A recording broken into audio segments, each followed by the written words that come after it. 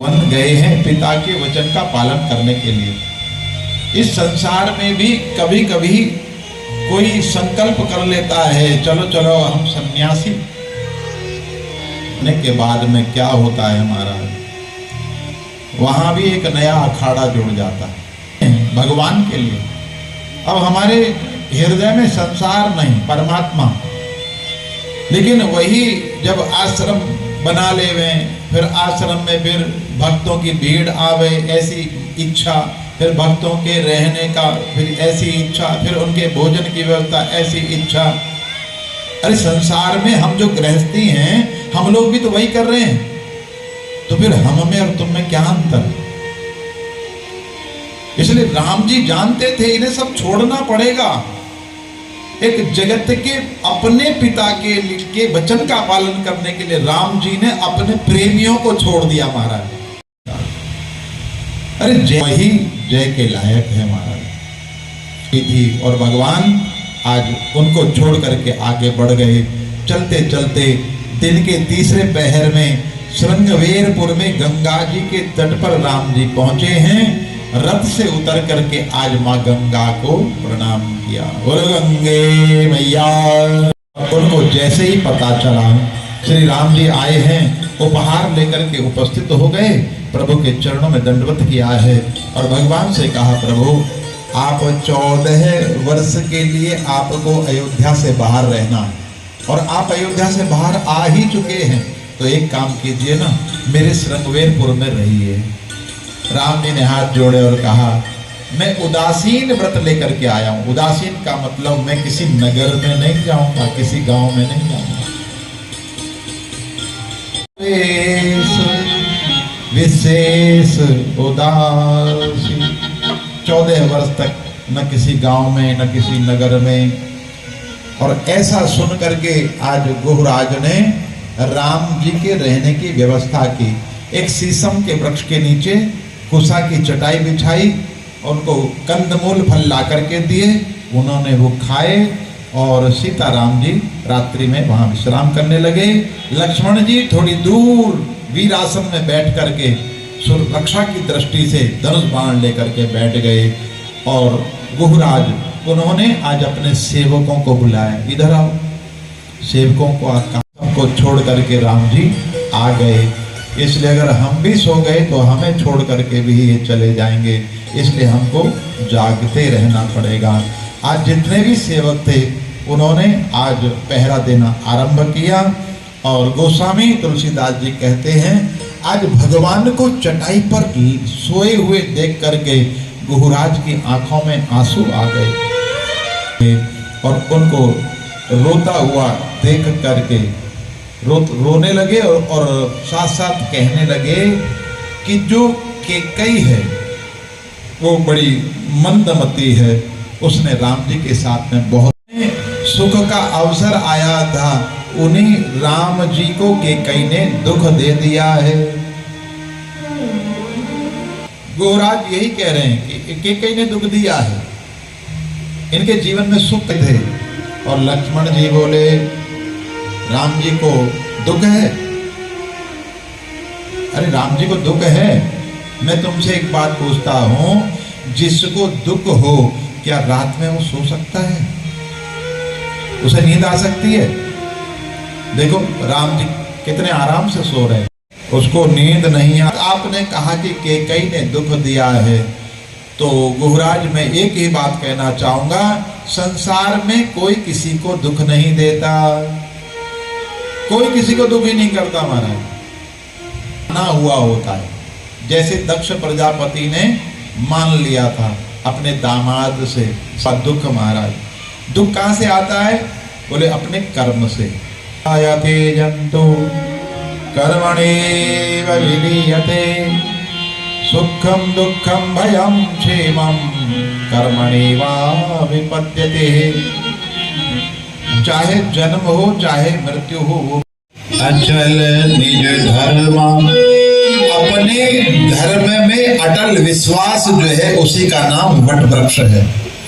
और ऐसे वट वृक्ष का दूध आज मंगवाया और छोटे भाई लक्ष्मण सहित उस दूध से सिर पर जटाएं बनाई और अनुज सहित सिर जटा बनाए।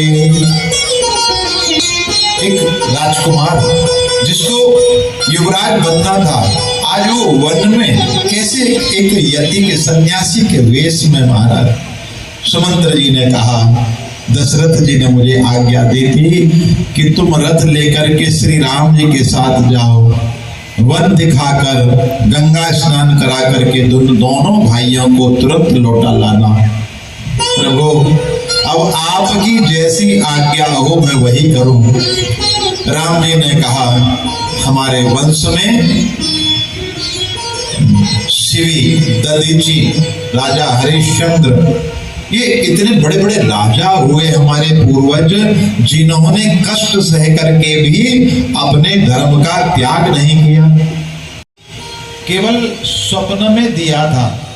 और विश्वामित्र जी ने कहा, आपने मुझे दान कर दिया है, तो कहा हाँ हाँ मुझे याद है, और पूरा राजपाट दे दिया। तो सत्य के लिए अपना जो है सर्वस्व न्यौछावर जिसने किया वो राजा हरिश्चंद्र। तो राम जी कहते हैं कि शिवी, दधीची, हरिश्चंद्र, इतने प्रतापी राजाओं ने जीवन में कष्ट सह करके भी अपने धर्म को नहीं छोड़ा, अपने सत्य को नहीं छोड़ा। और सत्य क्या है? सत्य ही धर्म है और धर्म ही सत्य है। समान, इसलिए सत्य रूपी धर्म जो है उसका त्याग करने से तीनों लोगों में अपयश होता है। इसलिए आप मेरी तरफ से जाकर के मेरे पिता के चरणों को पकड़ करके विनती करना कि आप जो है मेरी चिंता ना करें। सुमंत जी ने फिर राजा का संदेश सुनाया, तो वही उपाय करना चाहिए। और जब तक यह विपत्ति दूर नहीं होती 14 वर्ष की, तो सीता के मन में जो भी इच्छा हो, वो यहाँ अवध में रहे, चाहे मिथिला में रहे, चाहे अपने मायके में रहे, चाहे ससुराल में रहे, उसका जी जहाँ चाहे वो वहाँ रहे। राम जी ने पिता का संदेश सुना और सीता जी को कहा कि आप वापस लौट जाइए, घर लौट जाइए, तो सास, ससुर, गुरु, प्रियजन सबकी चिंता जो है वो मिट जाएगी। आज सीता जी कहती हैं कि सुमंत जी मेरे पिता के ही समान हैं, लेकिन मैं उनके सामने कुछ बोलने का जो है वो को छोड़ करके छाया कैसे अलग रह सकती है। आपके चरण कमलों के बिना जगत में जहां तक भी जितने भी नाते हैं वो सब जो है मेरे लिए व्यर्थ है। उसको नींद नहीं आ। आपने कहा कि कैकेयी ने दुख दिया है, तो गुहराज मैं एक ही बात कहना चाहूंगा, संसार में कोई किसी को दुख नहीं देता, कोई किसी को दुख ही नहीं करता महाराज। ना हुआ होता है, जैसे दक्ष प्रजापति ने मान लिया था अपने दामाद से दुख। महाराज दुख कहां से आता है? बोले अपने कर्म से। आयते जंतु कर्मणेव विलीयते, सुखम दुखम भयम क्षेमम कर्मणेवाभिपद्यते। चाहे जन्म हो चाहे मृत्यु हो। और जनक राजा कोई साधारण नहीं है, बड़े बड़े प्रतापी राजा आकर के उनके चरणों में शीश नवाते हैं। मेरे ससुर वो कोई साधारण नहीं, वो अगर स्वर्ग लोक में चले जाएं तो इंद्र जो है वो अपना आधा आसन उनके लिए छोड़ देता है। लेकिन इतना सब कुछ होते हुए भी न मुझे पिता का घर सुहाता है, न मुझे अवध सुहाता है। और आपके साथ में मैं रहूंगी, आप मेरे साथ में होंगे, तो जंगल के चाहे कितने भी कष्ट क्यों ना हो, वो सारे कष्ट जो है मुझे दुख नहीं देंगे, बल्कि आपके साथ होने से उन कष्टों में मुझे दुख नहीं होगा।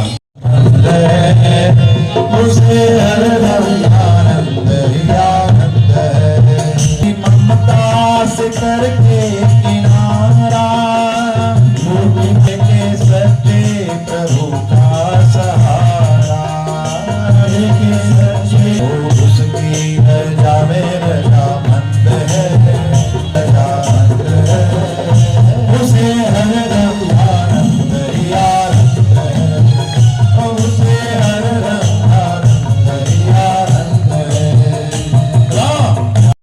लेकिन केवट जो है वो नाव नहीं लाता है महाराज, वो नहीं लाते हैं। अरे केवट, तेरा काम ही है इस गंगा को पार करवाना, तो तू नाव क्यों नहीं लाता है? तुम्हारे में जाना, हर मर्म में जाना, मैं तुम्हारे भेद को जानता हूँ, तुम्हारे चरण की जो रज है उसके चमत्कार को, उसके कमाल को जानता हूँ। जब आपके चरण की धूल पड़ी तो वो नारी बन गई। नारी की है, पत्थर से भी कोमल है, ये तो बहुत जल्दी बनेगी, इसे बोले नहीं, नारी बन गई तो परेशानी में आ जाएंगे, तुम भी परेशानी में आ जाओगे और मैं भी परेशानी में आ जाऊंगा। बोले हम कैसे परेशानी में आएंगे? बोले मेरी नाव नारी बन जाएगी तो फिर आप गंगा पार कैसे करोगे? फिर परेशानी तो ये हो जाएगी, अगर मेरी नाव नारी बन गई तो मेरा रोजगार तो सब नाव से ही चलता है, मेरा हो जाएगा। ऊपर से एक नारी और घर में लेकर के उसे गया तो घर वाली भी जो है फिर मुझे खाने को ना पूछे, बल्कि मुझे खाने आएगी कि इसे कहाँ से ले आया। अम्मणी बन गई तो वो कहेगी मैं तो अपनी रसोई अलग बनाऊंगी, मैं ना खाऊं साथ में।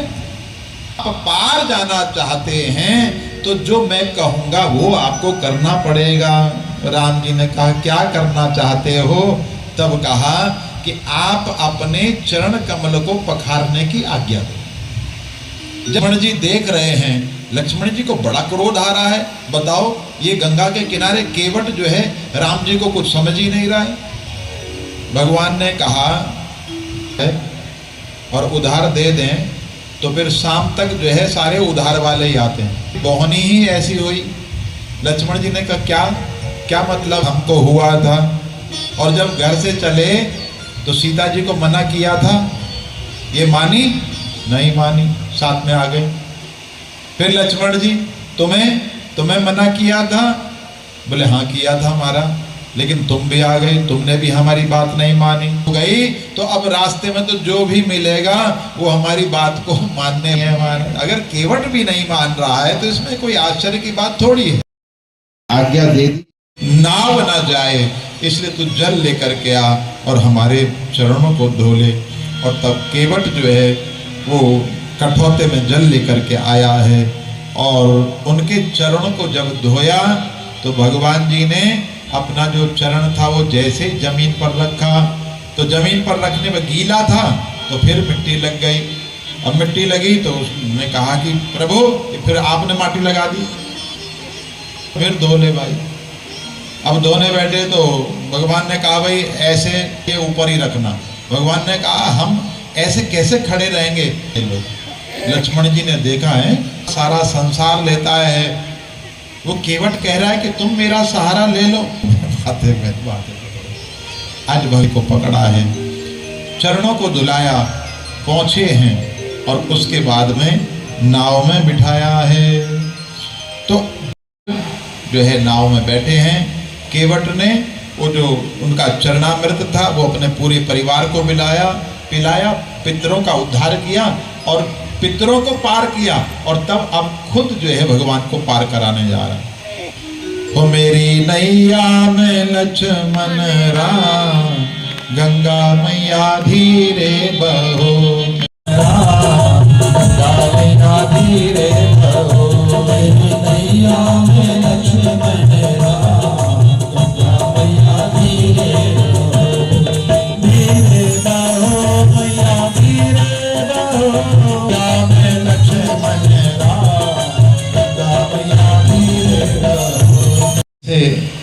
मैंने कुछ दिया नहीं। और सीता जी जो थी वो समझ गई और तब सीता जी ने अपने हाथ की जो अंगूठी है वो निकाली है। तो सीता जी पति के हृदय को बात को जानने वाली हैं और अंगूठी उतारी, राम जी को दिया। राम जी ने आज केवट से कहा कि लो ये उतराई है। तो केवट ने भगवान के चरण पकड़ लिए और बोला हे नाथ, मैंने आज आपको गंगा पार करवा करके क्या नहीं पाया। मेरे दोष, मेरे दुख, मेरी दरिद्रता की जो आग थी वो सब आज जल गई। पूरे जीवन भर मैंने गंगा के इस तट पर मजदूरी की है, लेकिन विधाता ने आज मुझे जो मजदूरी दी है उसकी तुलना कहीं नहीं हो सकती। ये उतराई नहीं लूंगा, लेकिन आप प्रेम से मुझे जो भी दोगे मैं अपने माथे से लगा करके प्रसाद के रूप में उसको स्वीकार करूंगा। आज विदा ली है। राम जी ने गुहराज को कहा तुम वापस जाओ। गुहराज जो थे उन्होंने कहा महाराज मुझे अपने साथ लेकर के आप चलिए, आपको मार्ग दिखाऊंगा, आपके लिए पर्ण कुटी बनाऊंगा, रहने की व्यवस्था करूंगा। राम जी ने आज्ञा दे दी। सीता जी ने आज गंगा मैया को प्रणाम किया और कहा कि आप मेरे मनोरथ को पूर्ण करना। हम जैसे जा रहे हैं ना, ऐसे ही 14 वर्ष व्यतीत करके प्रेम के साथ, आनंद के साथ हम वापस लौट करके आवें, तो हे गंगा मैया मैं आपका पूजन करूंगी। और गंगा मैया ने आज आशीर्वाद दिया। बोलो गंगा मैया की जय। राम जी ने आज सीता, लक्ष्मण और गुहराज को तीर्थराज प्रयाग की महिमा बत सुनाई है और भरद्वाज जी के आश्रम में पहुंचे हैं। राम जी ने भरद्वाज जी को प्रणाम किया। अब भरद्वाज जी कौन है? भरद्वाज जी है ना, भरद्वाज जी स्वयं कथा सुन रहे हैं। अब देख लो कितने ज्ञानी हैं, कितने तपस्वी हैं कि उनकी कुटिया में राम आए। जहां वो बैठ करके कथा सुन रहे हैं वहां राम पधारे हैं। श्री राम जी ने भरद्वाज जी को दंड प्रणाम किया। मुनि ने हृदय से लगा लिया, आशीर्वाद दिया, कुशल पूछ करके मेरे राज ने आसन दिया, पूजन किया, कंद मूल फल दिए और सभी ने रुचि पूर्वक खाए हैं। भरद्वाज जी कहते हैं कि आज आपका दर्शन करते ही मेरा तप, मेरा तीर्थ सेवन और त्याग वो सब सफल हो गया। क्यों? तपस्या की सफलता किसमें है? भगवान के दर्शन में। तीर्थ में रहने की सफलता किसमें है? बोले भगवान के दर्शन में। और अगले दिन श्री राम ने मुनि से कहा हे नाथ अब आप बताइए हम किस मार्ग से जाएं। तो भरद्वाज जी से क्या पूछा? किस मार्ग से जाएं, कौन सुलभ हैं? और मुनियों को आवाज दी तो 60 मुनि आ गए धर्म का मार्ग बताने के लिए। और तब 4 मुनियों को उनके साथ में भेजा। तो धर्म का मार्ग बताने वाले तो जीवन में बहुत मिल जाते हैं। ये कथा जब होती है तो व्यासपीठ पर जो हम क्या है, हम भी तो धर्म का ही मार्ग बता रहे हैं, लेकिन धर्म के मार्ग पर चलने वालों की संख्या जो है बहुत कम होती है। 4 गए हैं। 4 कौन हैं? ये साक्षात वेद का ही स्वरूप है महाराज। आज उनको राम जी ने कहा कि अब आप जो है वापिस जाइए। कहा मुझे रास आ गया है तेरे दर पे सर झुकाना। मुझे रास आ गया है तेरे दर पे सर झुकाना। मुझे मिल गया ठिकाना, तुझे मिल गया। मुझे रास आ गया तेरे दर पे सर झुकाना। मुझे रास आ गया है तेरे दर पे सर झुकाना। मुझे कौन जानता था तेरी बंदगी से पहले, मुझे कौन जानता था मुझे तुम जो मिल गए हो, मुझे तुम जो मुझे मिल गया ठिकाना। मुझे तुम जो मिल गए हो, मुझे मिल गया ठिकाना। आश्रम में आए हैं और राम जी ने वाल्मीकि मुनि को दंडवत प्रणाम किया है। मुनि ने आशीर्वाद दिया, सम्मान, नाश्ता पानी, विश्राम हुआ। और राम जी बोले मुनि आप त्रिकालदर्शी हैं और वनवास की कथा जो थी सारी विस्तार से सुनाई। पिता की आज्ञा, माता का हित, भरत जैसे भाई का राजा होना और फिर मुझे आपके दर्शन होना, यह सब मेरे पुण्यों का प्रभाव है। और हाथ जोड़ करके कहा मुझे स्थान बताओ मैं कहाँ रहूं। तो देखो भरद्वाज ऋषि के आश्रम में गए तो वहां मार्ग पूछा किस मार्ग से जाएं, और अब यहाँ वाल्मीकि ऋषि के आश्रम में आए हैं तो उनसे प्रार्थना की कि स्थान बताओ हम कहाँ रहें, जहाँ आपकी आज्ञा हो वहाँ हम रहें, और ऐसा स्थान जहाँ हमारे रहने से किसी सन्यासी को तपस्वी को कष्ट ना हो, वो स्थान महाराज। और तब जो है सरल वाणी को सुनकर के वाल्मीकि जी कहते हैं, धन्य हो रघुकुल के ध्वजा स्वरूप, आप ऐसा क्यों ना कहेंगे, आप सदैव में वेद की मर्यादा का पालन करते हैं। हे राम, आपके जितने भी चरित्र हैं उन चरित्रों को जब कोई ज्ञानी सुनता है, ज्ञानी जो है वो देखता है, सुखी होता है, लेकिन जो मूर्ख होते हैं वो आपके चरित्रों को देख करके सुन करके मोह को प्राप्त हो जाते हैं। आपने मुझसे पूछा कि मैं कहाँ रहूं, तो मैं यह पूछता हूं कि आप कहाँ नहीं हैं। सभी जगह आप ही हैं जहां प्रभु ना ही, कि जहां भगवान ना हो। लेकिन बताया, जिनके श्रवण समुद्र समाना, बिना तुम्हारे सुभग सरिधाना, भरहि निरंतर होहि न पूरे, भरहि निरंतर होहि न पूरे, जिनके ही तुम ग्रह रूरे। जिनके कान समुद्र के समान हैं, रूपी नदियों से निरंतर अपने कान को भरते रहते हैं, लेकिन कत नहीं होते, तो उनके हृदय आपके लिए सुंदर घर है। भी अपने हृदय को भगवान का घर बनाना चाहते हैं, तो वाल्मीकि जी ने उनको उपाय बता दिया। अपने जो कान हैं इनको समुद्र की तरह बनाओ, और इस समुद्र में क्या डालना है, नदी रूपी जल, और नदी रूपी जल क्या है, वो भगवान की कथा है। ये मत सोचना कि हमने राम कथा को सुन लिया है, अब क्या सुने। कभी ये मत सोचना हमने भागवत सुन ली है, अब क्या सुने। क्योंकि जब जब आप कथा को बार बार सुनोगे तो नया नया रस पैदा होगा महाराज, नया रस। जल तो वही होता है, नदी तो वही होती है, लेकिन बहने वाला जल जो है वो बदल जाता है। जो जल उस समय था वो आगे निकल जाता, अब नया बना रखा है, जो आपके दर्शन रूपी मेघ के लिए लालायित रहते हैं रघुनाथ। उन लोगों के हृदय रूपी सुखदायी भवनों में लक्ष्मण और सीता सहित आप निवास कीजिए।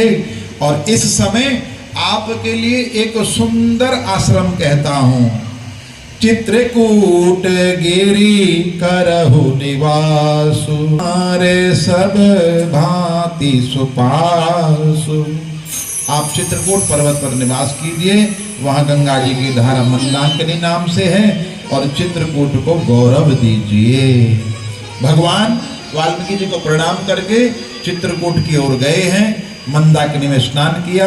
कोल भीलों के वेश में आए देवताओं ने दो सुंदर कुटिया बनाई, एक बड़ी और दूसरी छोटी।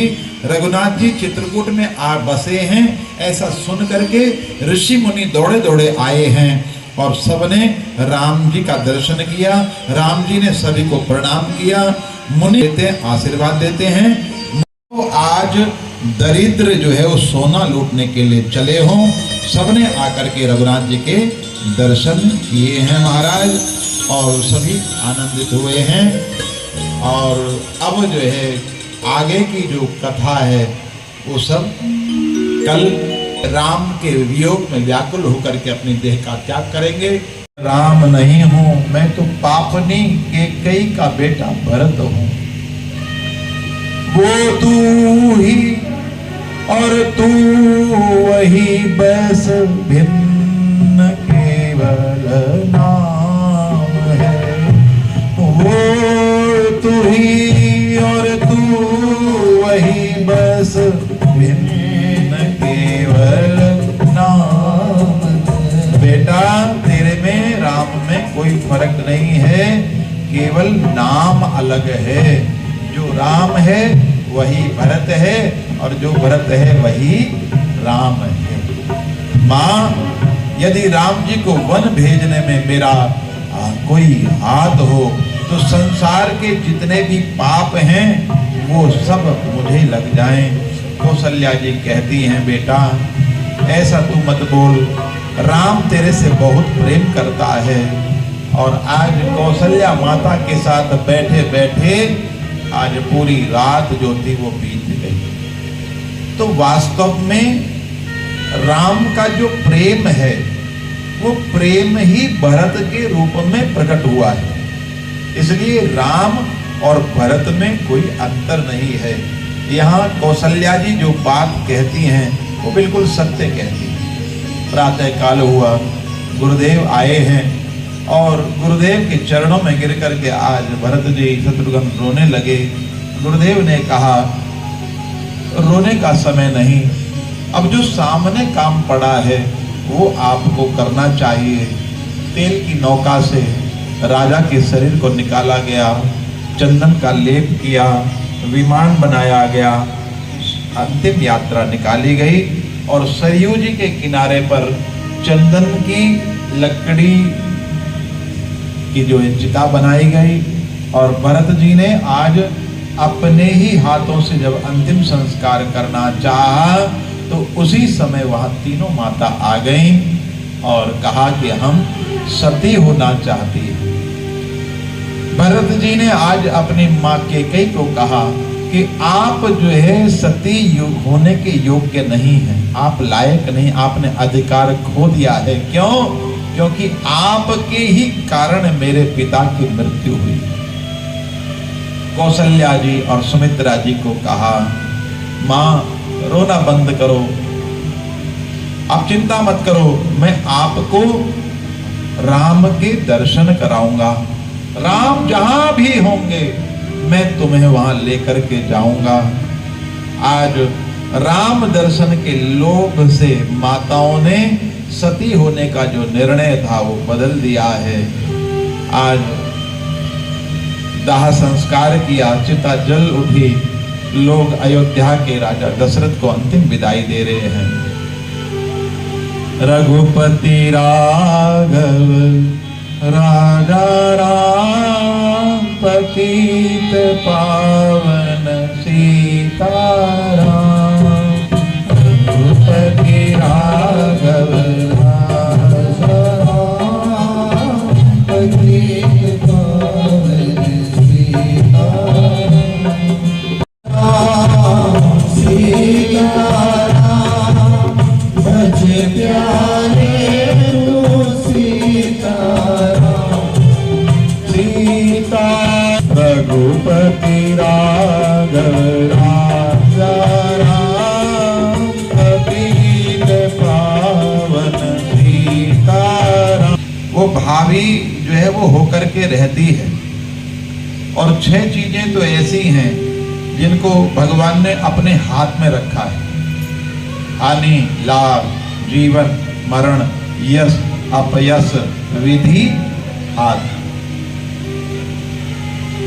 ये 6 चीजें मनुष्य के बस में नहीं है, ये विधाता के बस में है।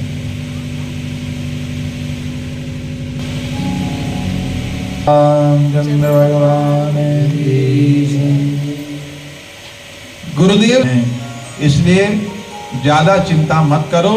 और तुम्हारे पिता तो वो थे महाराज, उनके लिए सोच करने की आवश्यकता नहीं है। इसलिए अब तुम राजा बन जाओ, क्योंकि तुम्हारी माता ने तुम्हारे पिता से यही वरदान मांगा था।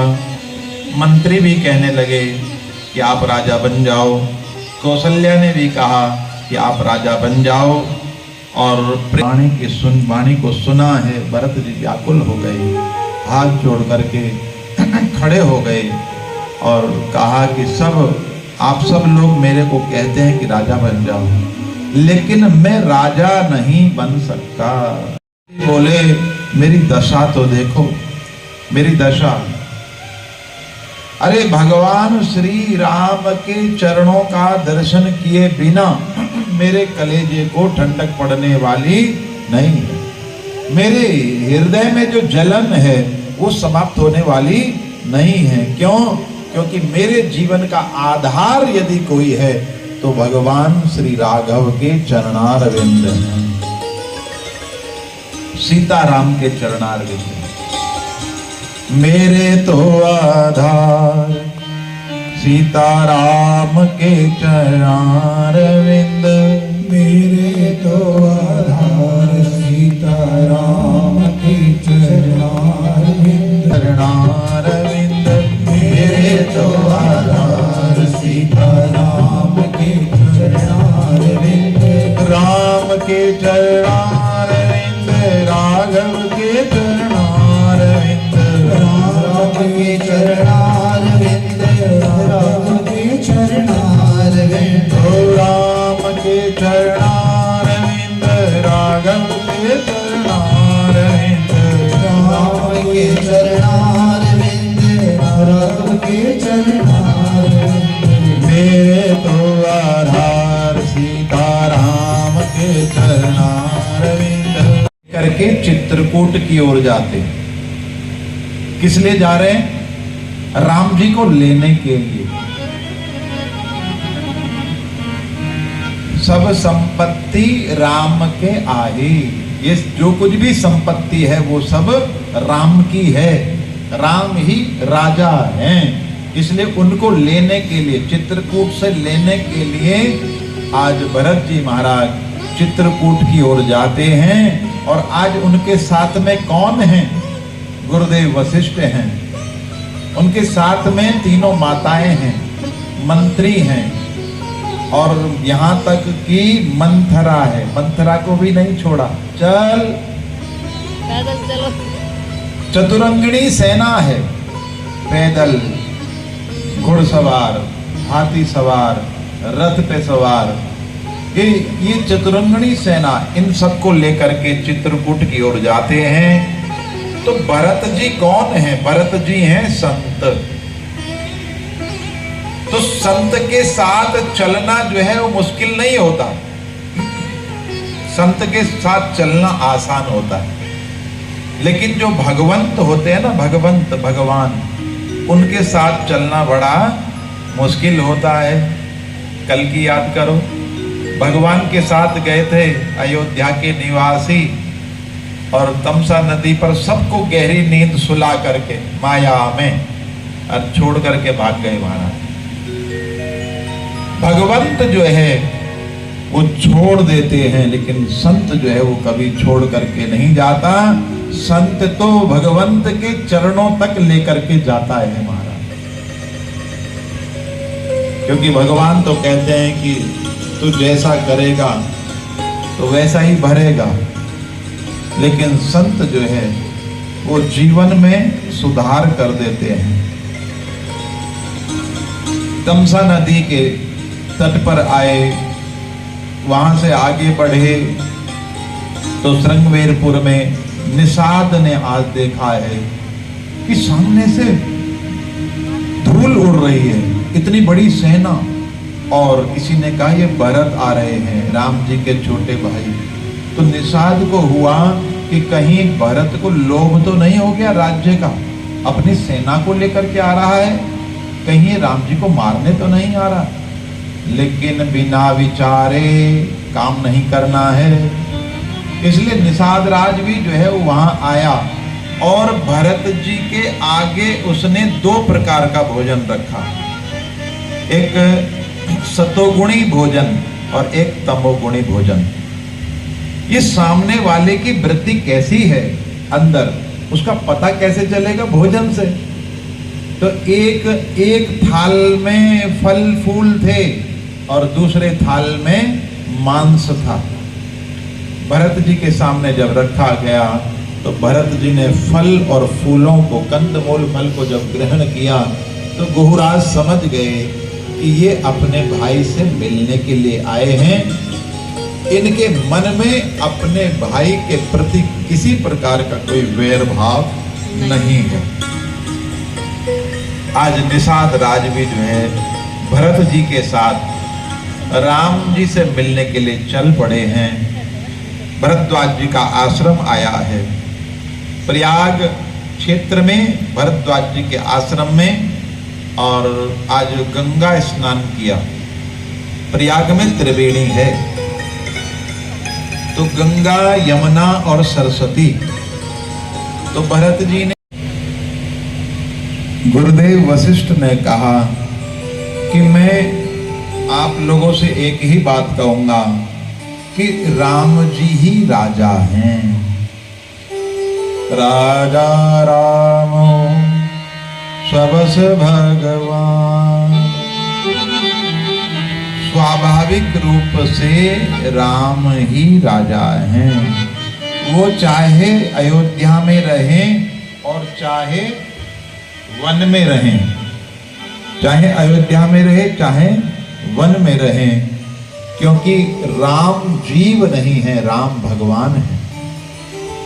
और तीनों लोक जो है उनकी आज्ञा का पालन करते हैं, चाहे ब्रह्मा हो, विष्णु हो, महेश हो, चाहे लोकपाल हो, सूर्य हो, चंद्रमा हो, इंद्र, अग्नि, अरुण, वरुण, कुबेर, सब राम जी की ही आज्ञा का पालन करते हैं। मैं वशिष्ठ आज तुमसे यही कहना चाहता हूं कि तुम लोगों को भी राम जी की ही आज्ञा का पालन करना चाहिए। अब आप लोग अपने अपने अनुसार बताओ कि क्या करना चाहिए, क्या किया जाए। आज भरत जी कहते हैं, गुरुदेव आपके सामने हम बोलेंगे। अरे आपने तो हमारे घर की विपत्ति को संभाल रखा है, आपके सामने हम क्या बोले महाराज। गुरुदेव ने कहा, भरत जी एक ही उपाय है, भरत जी एक ही उपाय है। यदि आप और शत्रुघ्न दोनों भाई वन में रहने के लिए तैयार हैं, तो मैं राम, लक्ष्मण और सीता तीनों को लेकर के अयोध्या चला जाऊंगा। आज भरत जी कहते हैं, गुरुदेव यदि मेरे वन में रहने से भैया वापस अयोध्या चले जाएंगे, तो मैं कहना चाहता हूं कि मैं 14 वर्ष के लिए वन में नहीं जाऊंगा। वशिष्ठ जी ने कहा, तो कितने समय के लिए जाओगे? तो भरत जी कहते हैं कि मैं अपने भाई के लिए पूरे जीवन भर जो है वन में ही रहूंगा, लौट करके मैं अयोध्या नहीं जाऊंगा। ये आज भरत जी ने कहा, तो गुरुदेव वशिष्ठ जो थे वो मन में सोचने लगे कि भाई हो तो ऐसा। उनकी जो मति थी वो हैरान हो गई। एक भाई अपने भाई के लिए पूरे जीवन भर के लिए वन में रहने को तैयार है। अब जहां ऐसी बात आ जाए तो निर्णय पर कैसे पहुंचे। इसलिए फिर तीसरे दिन तीसरी बैठक हुई महाराज। अब देव ने कहा कि देखो कोई निर्णय नहीं दे पा रहा है, हे राम अब तुम ही निर्णय लो। राम जी बोले, गुरुदेव आप बड़े हैं, आप निर्णय लीजिए। गुरु जी बोले, निर्णय तो मैं ले लेता, लेकिन तुम्हारे भाई के प्रेम ने जो मेरी मति है, विचार करने की जो शक्ति है, वो सब समाप्त कर दी है। इसलिए मैं तो यही कहूँगा कि जो भरत जी कह रहे हैं, हे राम आप वही कर लीजिए। राम जी बोले, तो ठीक है गुरुदेव। तो भरत जी ने आज राम जी के सामने 3 बातें रखी। पहली बात में कहा कि आपने अपने साथ में लक्ष्मण जी को रखा है, तो एक काम करो, लक्ष्मण जी को छोड़ दो। लक्ष्मण जी जो है वो कहाँ, अयोध्या चले जाएंगे और आपके साथ में मैं रहूंगा। अपने साथ में आप लक्ष्मण के स्थान पर मुझे ले लीजिए। दूसरा कहा कि मैं और शत्रुघ्न जो है वन में रह जाते हैं और आप तीनों जो है वापिस अयोध्या चले जाओ। तीसरा कि मैं, लक्ष्मण, शत्रुघ्न हम तीनों वन में रह जाते हैं और आप सीता जी को लेकर के अयोध्या वापिस चले जाइए। इतना कहने के बाद आगे फिर क्या कहते हैं कि तीनों में से आपका मन जिसमें प्रसन्न हो जाए आप वही कीजिए। वो आपका मन जो है प्रसन्न नहीं हो रहा है तो आपको जो उचित लगे वो बता दीजिए। जेहि विधि प्रभु प्रसन्न मन होई, करुणा सागर कीजे सोई। आया कि जनक जी जो हैं वो अपने समाज के साथ चले आए हैं, तो राम जी गए और जाकर के जनक जी का स्वागत किया। सीता मैया सुनैना जी के साथ गई हैं, अपने पिताजी से मिली, सबसे मिलकर के वापस चली आई। और रात्रि में सुनैना जी ने जनक जी से कहा कि कौशल्या जी मुझसे कह रही थी कि आप जनक जी को कहना कि वो राम को समझाए, राम लक्ष्मण को छोड़ करके भरत को अपने साथ में रख लें। आज जनक जी कहते हैं, हे सुनैना, जितना मैं राम को जानता हूं उससे ज्यादा मैं भरत को जानता हूं। भरत कभी भी अपने भाई के निर्णय के विरुद्ध जाने वाला नहीं है। जो राम कहेंगे वही भरत करेगा, ऐसा विश्वास मुझे है, इसलिए तुम निश्चिंत रहो। अगले दिन चौथी बैठक हुई है। गुरुदेव ने कहा, बेटा राम तुम निर्णय लो। राम जी बोले, आपके चरणों की सौगंध लेता हूं, आप और महाराज जनक जो कुछ भी कहेंगे राम उसका पालन करेगा। तो देखो यहां भरत जी चाहते हैं कि राम आए, राजपाट को संभालें, इसीलिए अपने साथ में वो सेना को लेकर के गए हैं कि राम जी का मैं अभिषेक कर दूंगा और सेना सौंप दूंगा महाराज। लेकिन निर्णय नहीं हो पा रहा है और सब ये बात जानते हैं कि अच्छा तो यही है कि भरत जी जो है 14 वर्ष अयोध्या में रह करके राजपाट को संभालें और राम जी जो है पिता की आज्ञा का पालन करते हुए 14 वर्ष वन में व्यतीत करें। लेकिन इस बात को कहे कौन, इसीलिए सभी टालने पर लगे हुए हैं। जब देखा कोई निर्णय नहीं ले रहा है तो समझ गए। आज भरत जी खड़े हुए और बोले, भैया मैं बताऊं मैं क्या चाहता हूं। राम जी बोले, बताओ भरत जी आप क्या चाहते हैं। भरत जी कहते हैं, जहां नाथ रखे लोगे वहीं मैं रहूंगा, जहां नाथ रखे लोगे वहीं मैं रहूंगा, वहीं मैं चलूंगा, जहाँ ले चलोगे वहीं मैं चलूंगा, जहां नाथ रखे लोगे, जहाँ रात रख लोगे वहीं मैं रहूंगा, जहाँ ले चलोगे वहीं मैं चलूंगा, जहाँ ले चलोगे वहीं मैं चलूंगा। मैं आपकी आज्ञा का पालन करूं।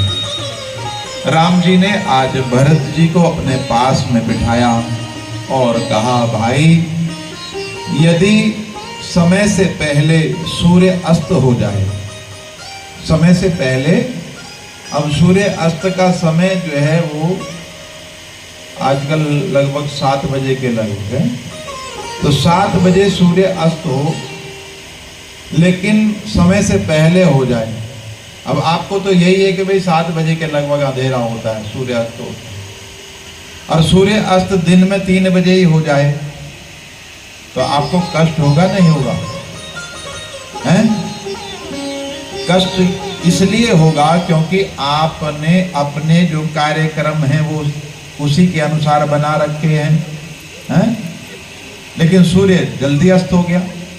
दूसरा, यहाँ पर भगवान श्री राम कहना चाहते हैं कि सूर्य का अर्थ है हमारे जीवन में जो हमारा पिता है वही सूर्य के स्वरूप में है।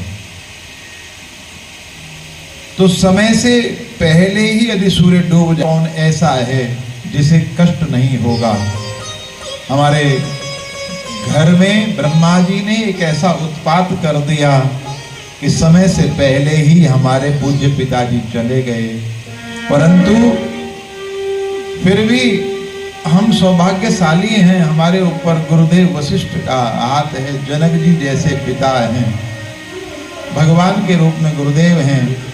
हम तुम अभी अनाथ नहीं हैं और तुम तो सब धर्म जानते हो। सूर्यवंश की जो परंपरा है उसको भी तुम जानते हो। भरत जी, तुमको जो उचित हो तुम कर लो और अपने भैया से करा लो। भरत जी ने कहा, भैया मैं उचित अनुचित कुछ नहीं जानता, मैं तो इतना जानता हूं कि मुझे जीवन भर अब आपकी आज्ञा का पालन करना है, आप कहिए मैं क्या करूं? राम जी ने सोचा, लगता है अब मुझे स्पष्ट रूप से बताना ही पड़ेगा, अब मुझे स्पष्ट रूप से बताना पड़ेगा। राम जी ने कहा ठीक है, तो आज हम दोनों भाई मिल करके आपस में बंटवारा कर लेते हैं। जैसे बंटवारे की बात सुनी भरत जी ने, बंटवारा? हाँ बोले, अगर ऐसी बात है तो बंटवारा ही कर लेते हैं। भरत जी ने कहा किस चीज का बंटवारा? राम जी कहते हैं कि आज हम अब दोनों भाई अपने जीवन में जो आने वाली जो विपत्तियां हैं उन विपत्तियों का बंटवारा कर लेते हैं। घर की जो विपत्ति है हम आज से आपस में बांट लेते हैं। तो देखो ये बंटवारा तो, क्योंकि जैसे जैसे पेड़ बड़ा होता है, जड़ से दूर जाता है, तो उसकी शाखाएं जो है वो जड़ से बहुत दूर दूर होने लगती हैं। तो ये स्वाभाविक होता है, लेकिन स्वाभाविक हो तो अच्छा है, लेकिन कहीं कहीं पर लड़ाई से भी होता है बंटवारा। बंटवारा हुआ, कंबल था, एक गाय, बड़े भाई ने कहा ये कंबल है, दिन में तेरा और रात में मेरा। अब बताओ ठंड कब लगती है, दिन में या रात में? बोले ये गाय है, ये गाय का अगला हिस्सा तेरा और पिछला वाला हिस्सा मेरा। अब छोटा भैया जो था वो सीधा साधा, दिन में कंबल उसके पास रहे और जैसे ही रात हो तो लाओ लाओ हमारा कंबल दो, रात हो गई, रात को हमारा। रात को वो कंबल में बड़े आराम से सोए और बेचारा छोटा भाई पूरी रात ठिठुरता रहे। गाय को छोटा भाई खूब खिलाए पिलाए और दूध निकालने का टाइम आए तो बड़ा भाई जाकर के दूध निकाले महाराज। अब तो छोटा भाई बहुत परेशान हो गया। एक दिन गांव में साधु आए, संत आए, संतों की शरण में गया और कहा महाराज क्या बताएं, हमारा भाई भाई क्या है, जल्लाद है, हमारा तो प्राण देके ही छोड़ेगा वो। साधु महात्मा ने कहा क्या बात हुई, और तब सारी बात बताई। साधु ने युक्ति बता दी और अगले दिन कंबल को उसने दिन भर पानी के टब में भिगा करके रखा। अब जैसे ही रात हुई तो बड़ा वाला आया, लाओ लाओ हमारा कंबल अब रात को। तो उसने टब में से भीगा हुआ कंबल निकाल के लो। अब जैसे ही देखा, कहा अरे ये गीला कैसे कर दिया? बोले दिन में हमारा है, हम कुछ भी करें दिन में, अब रात हो गई, रात को तुम्हारा। सुबह जब दूध निकालने के लिए गया तो छोटा भाई जो था वो गाय के आगे डंडा लेकर के खड़ा हो गया। अब गाय ने जैसे ही डंडा देखा तो उधर गाय कभी इधर कभी इधर, तो बोला अरे क्या कर रहे हो, क्या कर रहे हो? बोले हम तो अपने हिस्से में कर रहे हैं, तुम अपने हिस्से में करो जो तुम्हें करना। अब तो समझ गया। और तब आज जिस विधि से बंटवारा होना चाहिए उसी विधि से तब किया और दोनों भाई प्रेम से रहे महाराज। लेकिन आज राम जी जो हैं वो भरत जी को कहते हैं हमारे जीवन में जो विपत्ति है उस विपत्ति का हम बंटवारा कर लेंगे। और विपत्ति का भगवान ने आज बंटवारा किया कि हे भरत 14 वर्ष के लिए तुम जो है अयोध्या के राज्य को संभालो और 14 वर्ष तक मैं यहाँ वन में रहूंगा। तुम अपने पिता के वचन का पालन करो राजगादी पर बैठ करके, और मैं वन में रह करके अपने पिता के वचन का पालन करूंगा। भरत जी ने आज भगवान के चरणों को पकड़ लिया और कहा मैं राज्याभिषेक की सामग्री लेकर के आया था, भैया बताओ अब मैं क्या करूं? भगवान ने कहा अत्रि मुनि को कहो। अत्रि मुनि ने आज वो सारी सामग्री जो है एक कुएं में डलवा दी, क्योंकि भगवान ने कहा अभी नहीं, जब हम अयोध्या आ जाएंगे तब अभिषेक करना, अभी नहीं। तो बोले सामग्री का क्या करें? बोले कुएं में डाल दो। और तो एक कुएं में वो सब सामग्री डाल दी गई और उस कूप का नाम पड़ा भरत कूप। भरत कूप आज भी वो कुआं है। और उस कुएं के जल को जब कोई अपने शरीर पर छींटा मारता है तो उसको सारे तीर्थों में स्नान का फल जो है वो प्राप्त हो जाता है। सारे तीर्थों के स्नान का फल केवल एक उस भरत जी के कूप उसके जल से छींटे लगाने से मारा। भरत जी ने आज्ञा मांगी है और भगवान से कहा मैं चित्रकूट में भ्रमण करना चाहता हूँ, दर्शन करना चाहता हूँ। 5 दिन तक भरत जी चित्रकूट में घूमते रहे और 6ठे दिन आज विदा का दिन आया है। 5वीं बैठक हुई है और चित्रकूट की भरत जी ने राम जी से कहा भैया अब आप मुझे यहाँ से चले जाने के लिए कह दीजिए जिससे मैं सेवहूँ अवधि भर जाए, सेवहूँ अवधि भर जाए।